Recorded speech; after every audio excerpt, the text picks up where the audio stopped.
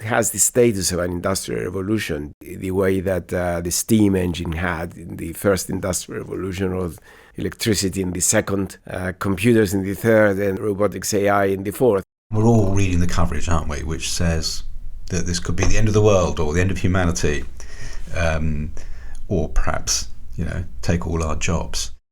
That was Sir Christopher Pissarides, LSE Professor of Economics and Nobel Prize winner, and Charlie Beckett, LSE Media Professor and Director of Polis, LSE's journalism think tank. We'll hear more from Charlie later. Chris's work focuses on the economics of unemployment, and over the last several years he has turned his attention to employment in the age of artificial intelligence. If you've used generative AI tools such as ChatGPT, Google Bard, or Midjourney, which create text, images, or other media in response to prompts by the user, questions about your own future work prospects may have crossed your mind.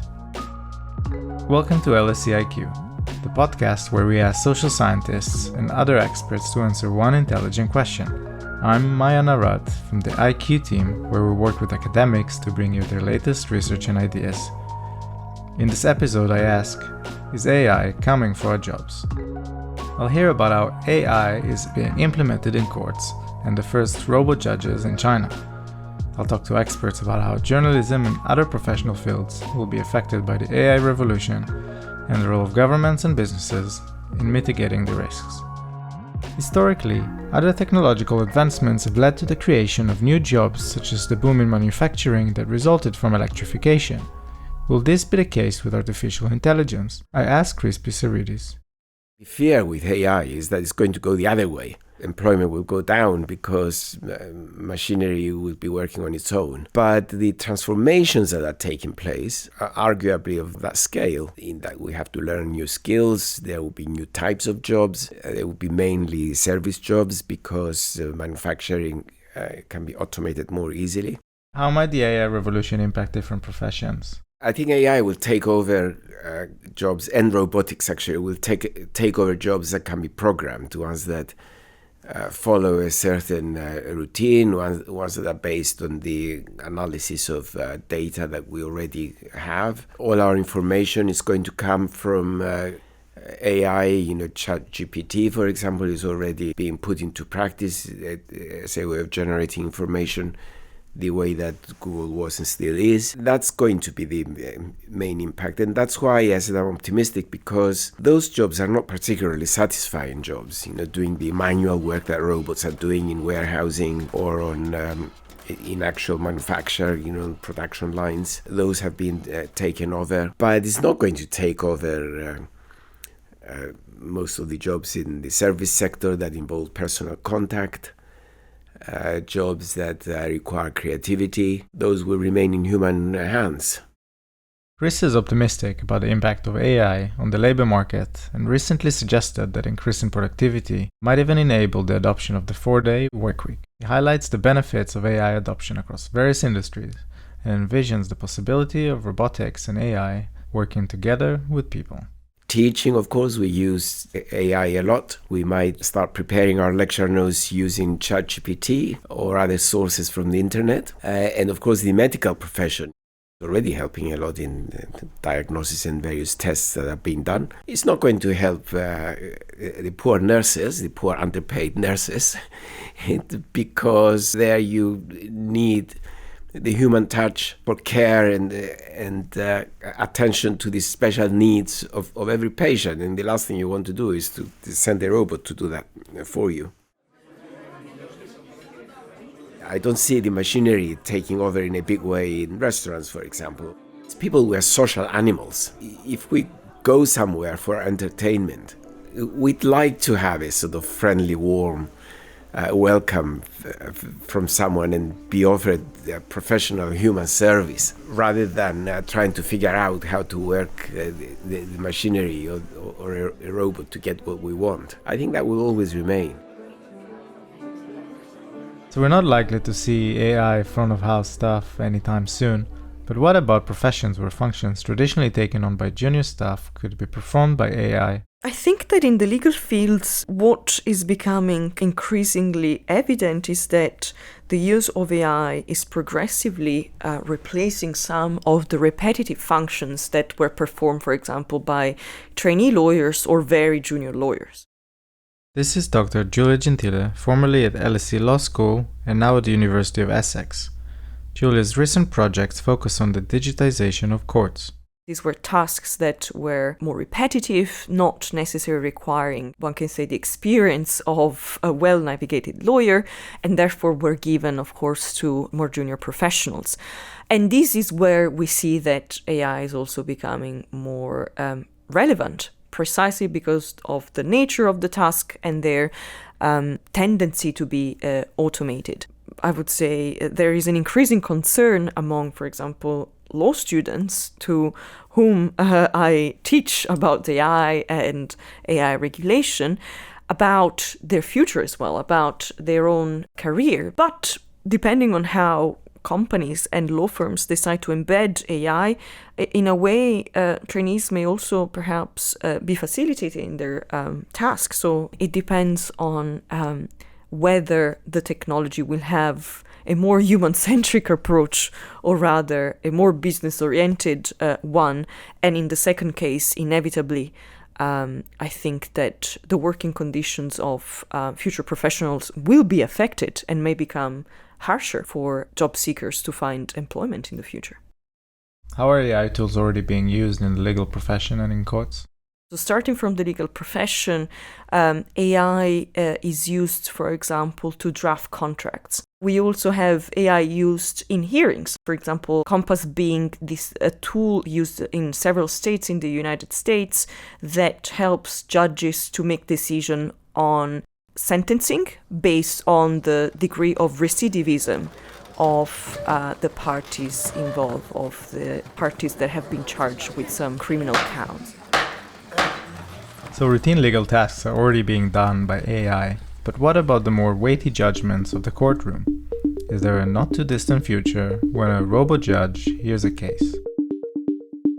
We need to think about these circumstances as if, for example, humans decided to be judged by an entity that does not belong to the human race, right?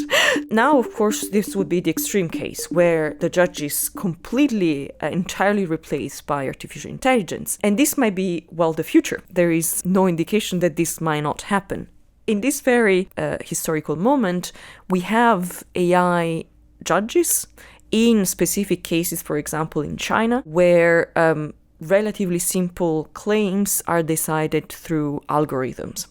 But these are small claims, according to Chinese researchers, also quite, one can say, straightforward cases.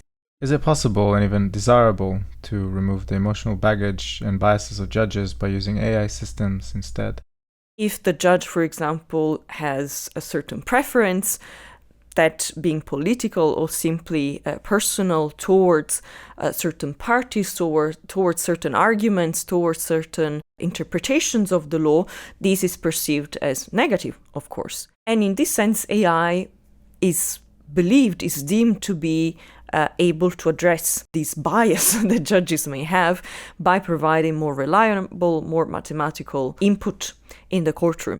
The reality is that AI systems are in themselves biased, and this is because AI relies on data, and inevitably the data we currently have reflects pre-existing biases. So I think that the question of whether we should get rid of the emotional baggage of judges, it's very complex.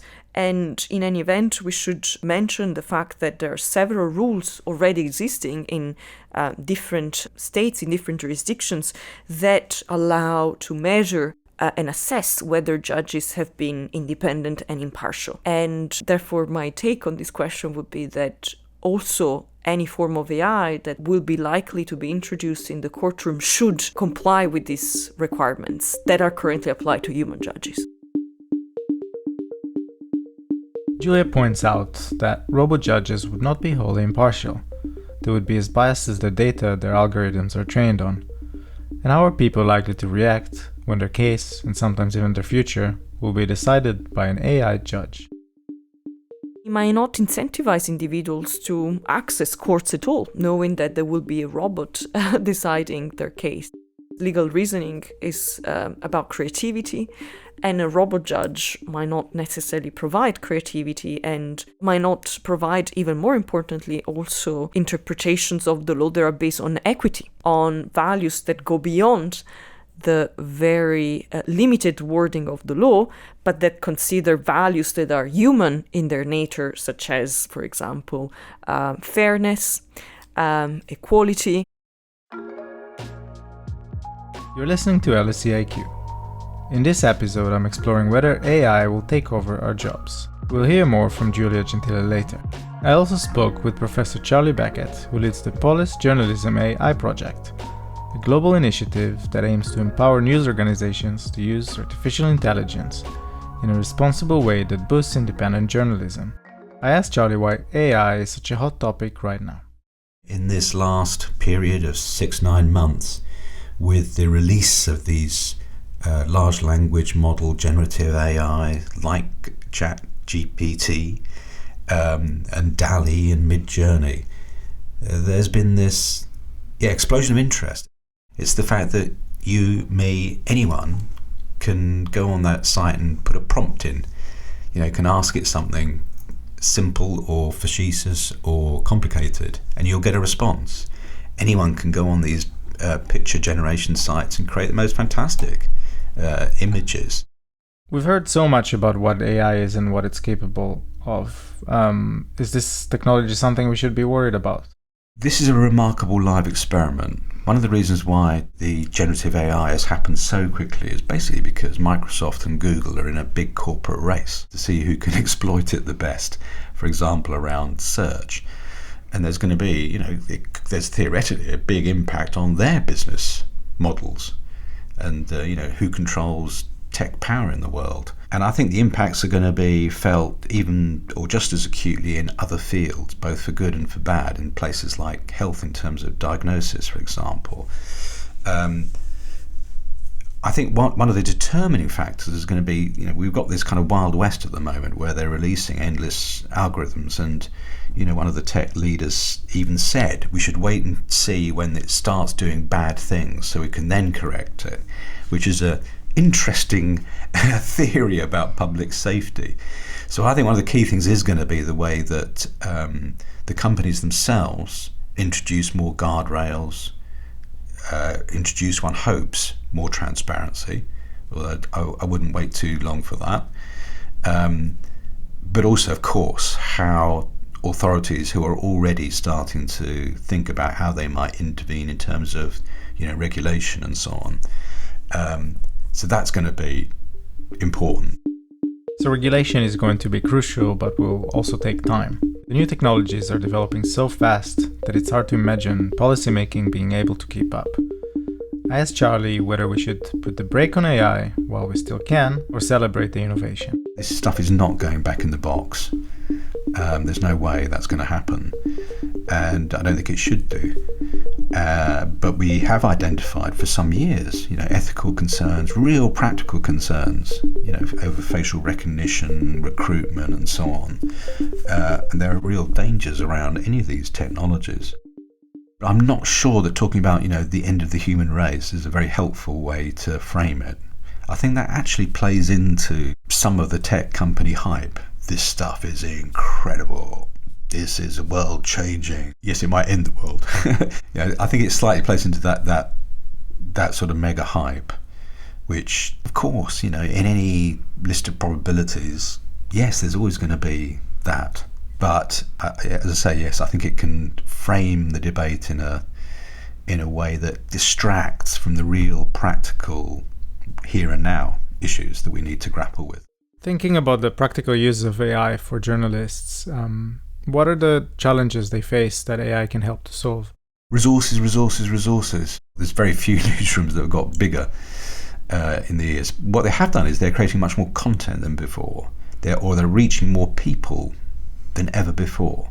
The Guardian newspaper in the UK, for example, I don't know, used to have a circulation of 300,000, something like that. It's now got a global audience of, again, I'm not quite sure, but it's 40-50 million people. So to to operate at that kind of volume, and of course that rapidity of constantly updating, constantly trying to come up with news stories, constantly engaging with your audience, puts an incredible strain upon individual journalists and the organisation as a whole. And so this technology is already helping them cope with that. It's providing the audience data, it's helping them to personalise the website and their newsletters and so on. It's helping them to look for stories in this, tsunami of data and information out there. It helps the journalists to try and filter through that, and it helps them to connect to audiences.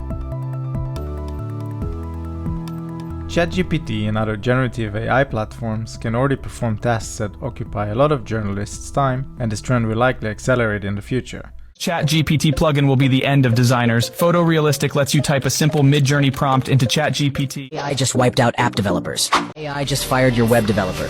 Dora AI lets you create a website that's fully editable. I asked Charlie about how this might transform roles within the news industry and what journalists do day to day. Some jobs are going to go, there's no doubt about it. Some jobs are going to go in the same way that, I used to work in a newsroom, and if I wanted to get some background information on a topic, I would have to go to an archive library where there'd be little newspaper cuttings packed into an envelope. Of course, one doesn't do that anymore, it's all online, so that archivist has lost her job. But then, of course, many more new jobs are created, and we're now going to see people who are data editors, algorithm editors, because all of this technology you need to have inputs to it, you need to monitor it, you need to make sure that it works, and it will create not just other revenue and savings, but it will create other possibilities to do new forms of content creation. I think in practice, the good, creative, independent, critical journalist who is deeply curious will survive. Curiosity is something that, I think curiosity rather than creativity is something that the machines will struggle with. They respond to prompts, and that sure they can learn from that, but that human quality of wanting to know something that you don't necessarily know, or you want to know more about something, and you want to investigate something, you want to understand something, that I think is currently at least impossible to replicate through AI. So at least for the time being, AI isn't interested in what it doesn't know yet. I was curious to find out whether AI will foster more equality in our society, and asked Chris Pissarides to tell me about what we should expect and how we could prepare. Unfortunately, it will not help us have a more equal society. The biggest change in inequality, worsening, I would say, came in the 80s with computers. Because when computers came in, they obviously helped the work of higher income groups, professional groups. It took over jobs from many kind of workers who were younger, rising in the labor market, being involved in administration, in filing, data management. Those jobs were lost, and many of those workers that were using that type of profession or occupation as a stepping stone to something higher, they've lost that. The middle was hollowed out. Computers didn't do anything for lower income manual work and all that, maybe negative, but more likely neutral. It was something that was happening elsewhere in the labor market. So you have these amazing new machines, and they help the work of the high income groups. They hurt the middle income groups, and they don't do anything for low income groups. Therefore, inequality rises. Now, since then, inequality has stayed more or less where it was before, although a good minimum wage helped. It will help even more if we go for a living wage rather than a minimum wage. Now with AI, there is fear that jobs that will be taken over are more concentrated at the lower end of the income distribution. The worst case scenario that we see is what's happening in the United States, where in recent years almost all gains in productivity at the national level went to the very, very top incomes, and everything else has stagnated. That needs very careful planning from the government, and any government. It definitely needs state assistance, and it's not easy for the government to do because of the vested interests that you have. But when you get a government telling you that we cannot compensate our low-income health and education workers for inflation because we cannot afford it, it's complete nonsense. I mean, government has the monopoly of taxation. They can tax people anytime they want for a good social cause and do it. We cannot afford means we don't want to do it. And that's where you get the big increase in inequality. In that sense, I am fearful that inequality will get worse. And it's not sustainable. We need to do something about it. What advice would you give to people who are worried that their job might not be relevant in the future? I would say to them that they should get good training given the digital technologies we have now. I wish I was in their position starting now. Learn good skills on how to process and read data, because we're going to depend on data. How to communicate it to other people. That's what the jobs of the future will require, more communication, both with line managers and subordinates and customers. Learn some basic maths.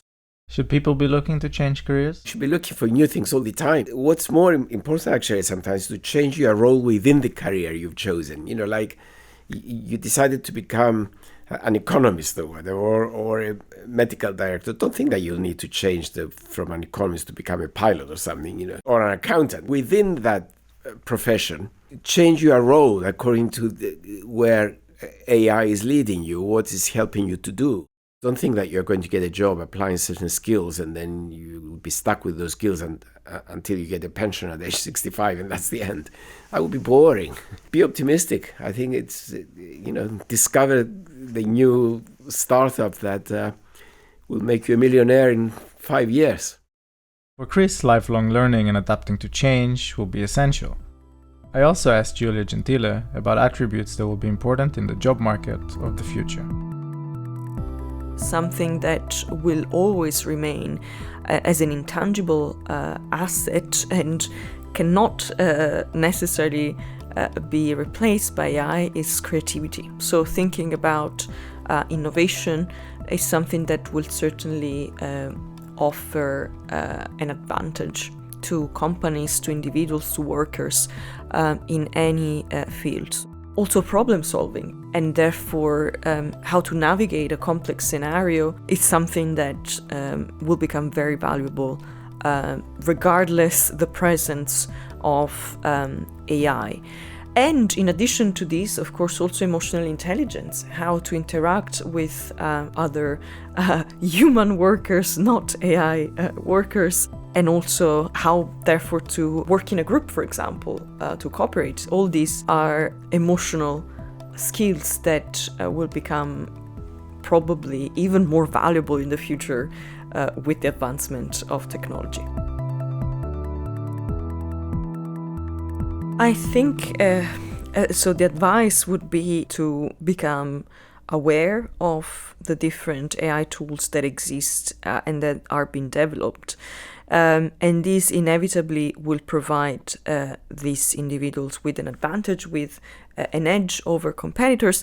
But I think that in a way, demanding individuals, demanding society at large to deal with a problem which is so big and so complex is also doomed to fail, in the sense that it would be the task of regulators, would be the task of governments and members of the institutions to reflect on how AI will shape the job market and therefore also how to address the demand that the market may have when it comes to workers and as well technology. While individuals can take steps to prepare themselves for changes caused by the introduction of AI in the workplace, ultimately it will be governments and business leaders who will play an important role in shaping the job market of the future. I asked Chris Pissarides to reflect on what the future holds. The human brain is much more inventive than anything AI can do. I still haven't heard a Mozart piece done by AI, or I haven't seen a Madonna of the Rocks painted by AI, and I will never see it. We do have the ability as human beings to invent work that is interesting. And we also have the ability to use these wonderful new machines to do the boring stuff that we don't like doing. So I look forward to having a much more interesting set of jobs, much happier workers, people working, and AI helping us communicate and do better things and tell stories about what ChatGPT said to us or about what we discovered on Google or Amazon or whatever, using the AI, but in a kind of amusing way. Now, of course, you might say, oh, he's so naive. How could be so old and be so happy and naive at the same time? And I'd say that, okay, that's the best case scenario. And it does need government to play an active role in achieving that, protecting us from abuse, making sure that we feel secure and we trust the government that if something goes wrong, they're going to intervene and take care of it. Unfortunately, trust in government is getting lower and lower from what I read. And that's what the people who elect into power have to do if they want to serve us. Charlie is also optimistic about the new opportunities that AI will create for us. I asked him if he thinks people will work less and have more time for other things in life. One thing I think I can say for certainty is that AI is not going to lead to some sort of paradise where we all sit around, supping nectar and looking at flowers and having a robot-supported life. I think we can rule out that optimistic scenario. But I also think that the opposite of us all being replaced by robots in a bad way isn't going to happen either. There is so much to do. So much to do. If I think of any sector, if I think of the healthcare sector or social care sector, we desperately need more care for people. In education, we need more education, and not just the UK, I'm talking globally. So if there's any way that these tools can enable people's labour to be replaced, then in any kind of healthy society, that saved labour will be redirected to improve our lives and improve our conditions. But generally speaking, we can see with technological advances that what happens is that certain jobs are lost, certain jobs are created, some sectors grow and others are diminished. And finally, I asked Giulia if she thinks that AI is coming for our jobs. It's not AI that is coming, right? It's rather how will employers use AI to potentially impact their employees.